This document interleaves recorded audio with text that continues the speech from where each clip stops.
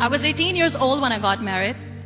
I belonged to a very conservative family, a Baloch family, where good daughters never say no to their parents. My father wanted me to get married, and all I said was, if that makes you happy, I'll say yes. And of course, it was never a happy marriage. Just about after 2 years of getting married, about 9 years ago, I met a car accident. Somehow my husband fell asleep and the car fell in the ditch. He managed to jump out, saved himself. I'm happy for him. But I stayed inside the car and I sustained a lot of injuries. The list is a bit long. Don't get scared. I'm perfectly fine now. Radius ulna of my right arm were fractured. The wrist was fractured. Shoulder bone and collarbone were fractured. My whole rib cage got fractured. And because of the rib cage injury, lungs and liver were badly injured. I couldn't breathe. I lost urinary bowel control. That's why I have to wear the bag wherever I go. But that injury that changed me and my life completely as a person and my perception towards living my life was the spine injury. 3 vertebrae of my backbone were completely crushed and I got paralyzed for the rest of my life.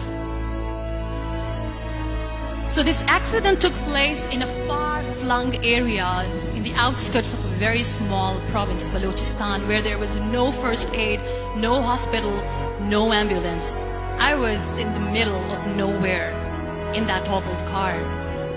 Many people came to rescue. They gave me CPR. They dragged me out of the car. And while they were dragging me out, I got the complete transection of my spinal cord. I finally ended up in a hospital where I stayed for 2.5 months. I underwent multiple surgeries.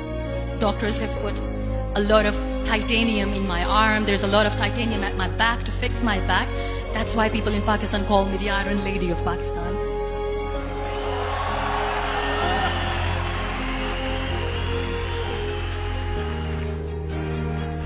Those 2.5 months in the hospital were dreadful. I will not make up stories just to inspire you. I was at the verge of despair. One day, doctor came to me and he said, well, I heard that you wanted to be an artist, but you ended up being a housewife. I have a bad news for you. You won't be able to paint again because your wrist and your arm are so deformed, you won't be able to hold a pen again. And I stayed quiet. Next day, doctor came to me and said, your spine injury is so bad, you won't be able to walk again. I took a deep breath and I said, it's all right. The very next day, doctor came to me and said, because of your spine injury and the fixation that you have in your back, you won't be able to give birth to a child again. That day, I was devastated.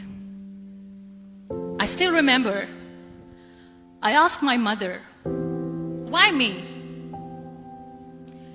And that is where I started to question my existence. Why am I even alive?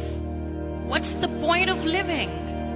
I cannot walk, I cannot paint, fine, I cannot be a mother. And we have this thing in our heads, being women, that we are incomplete without having children. I am going to be an incomplete woman for the rest of my life. What's the point? So my mother said to me, this too shall pass. God has a greater plan for you.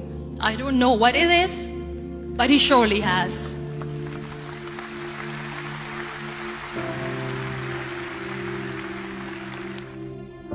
So what kept me going was, one day I asked my brothers, I know I have a deformed hand, but I'm tired of looking at these white walls in the hospital and wearing these white scrubs. I'm getting tired of this. I want to add more colors to my life. I want to do something. Bring me some colors, bring me some small canvas. I want to paint. So the very first painting I made was on my deathbed, where I painted for the very first time. There were a lot of infections in my body, a lot of allergies. So doctors wanted me to lie down on the bed straight for not 6 months, for not 1 year, for 2 years. I was bedridden, confined in that one room, looking outside the window, listening to the birds chirping, and thinking maybe there will be a time when we'll be going out with the family and enjoying the nature. That was the time where I realized how lucky people are, but they don't realize. And you know how it all began? That day I decided that I'm going to fight my fears. We all have fears.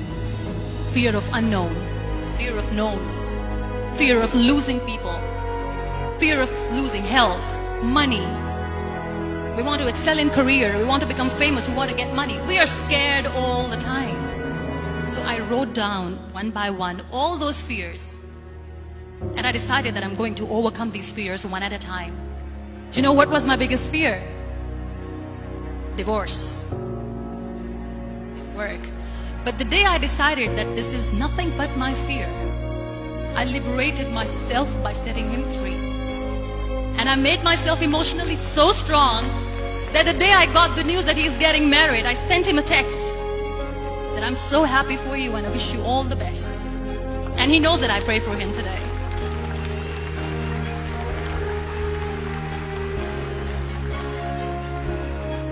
My biggest fear, number 2, was I won't be able to be a mother again. And that was quite devastating for me.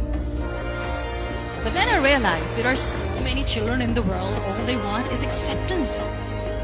So there is no point of crying, just go and adopt one. And that's what I did.